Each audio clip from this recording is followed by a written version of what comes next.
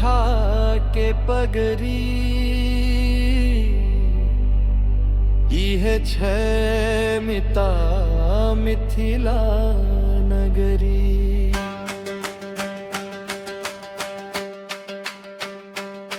धोती कुर्ता गमछा के पगरी इहे छै मिता मिथिला नगरी। कोटि कोटि प्रणाम सीता मैया के, धरती पर सगरो पावन धरी। कोटि कोटि प्रणाम सीता मैया के, धरती पर सगरो पावन धरी। कोटि कोटि प्रणाम सीता मैया के, धरती पर सगरो पावन धरी।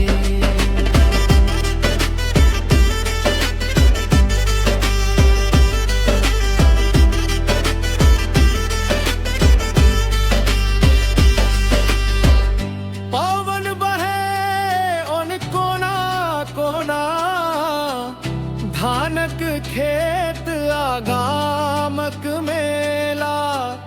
मिठगर बोली ललका रंग मिथिला नगरी छै अमर बेला। पावन बहे हुन कोना कोना, धानक खेत आगामक मेला। मिठगर बोली ललका रंग मिथिला नगरी छै अमर बेला। कोटि कुर्ता गमछा के पगरी इहे छै मिता मिथिला नगरी। कोटि कोटि प्रणाम सीता मैया के, धरती पर सगरो पावन धरी। कोटि कोटि प्रणाम सीता मैया के, धरती पर सगरो पावन धरी। कोटि कोटि प्रणाम सीता मैया के, धरती पर सगरो पावन धरी।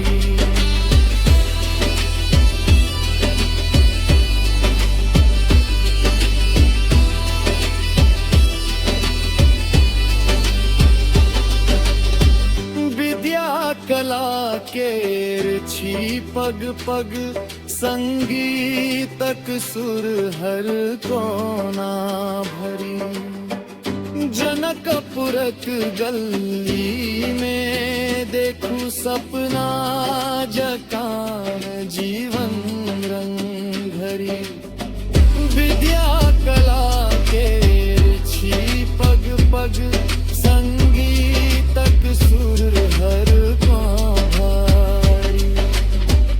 जनकपुरक गली में देखू सपना जकान जीवन रंग भरी। धोती कुर्ता गमछा के पगरी इहे छै